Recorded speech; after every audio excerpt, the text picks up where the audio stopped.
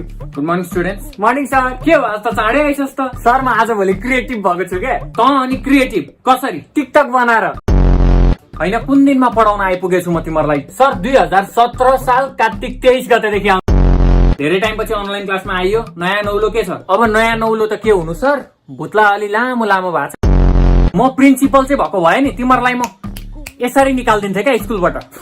Sir हुन नसक्ने कुरो। अब तिमीहरूलाई निकाल्न सक्दिन भने? होइन सर, यो मुखले प्रिन्सिपल त बन्न सक्नुहुन्न। ए, प्रिन्सिपल बन्नलाई मुख चाहिँदैन, गण्डो चाहिन्छ। कुन दिनमा जन्मेछौ क्या तिमीहरू?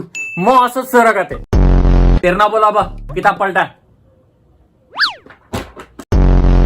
ल सर पल्टाइदिए। ए मेरो प्रभु, भन बालक।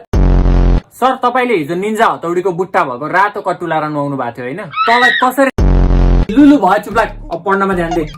ल अबिरे त भन, what is the formula of simple interest? Sir the formula of simple interest हन अड्क्यो कि क्या हो? Multiplied by.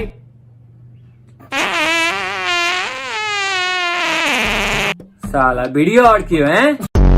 अनि साँच्ची तिमीहरूले अहिलेसम्म कपाल किन नकाटेको? भोलि गएर सबैजनाले काट्ने त्यहाँ। ल सर अस्ति भर्खर त सेभ गरेको। अबे टाउको कपाल अब किन काट्ने? यत्रो नि काट्दिन म त। के गर्नु?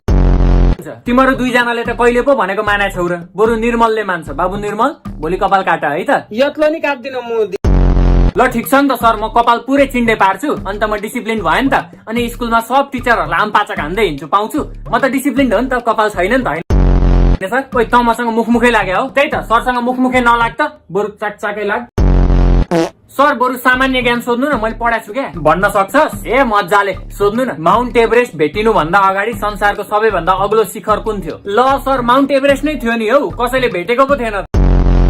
लु अर्को क्वेसन। संसारको एउटा यस्तो मात्रै सर्प जसले आफ्नो अन्डा राख्नलाई चराको जस्तै गुड बनाउँछ, कुन सर्प हो त्यो? अन्डा राख्नलाई गुड बनाउने सर्प? गुड बनाउँछ, कुन हो? सर्प, गुड सबै थोक छ सर। यही हो सर, जहिले पढाउनु मात्रै हुन्छ क्या, कहिले काहीँ त मलाई मनपर्ने चिज पनि गर्न दिनु न। के गर्न मन छ तँलाई? लु भन। सर गाना गाउने। लु गाना त गा, कस्तो गाउँदो रहेछ सुन्छु म पनि। मायालुको माया मिठो, न्यानो न्यानो काखा, वाह, तिमलाई सम्झी आइपुगेमा थापिराख चाक।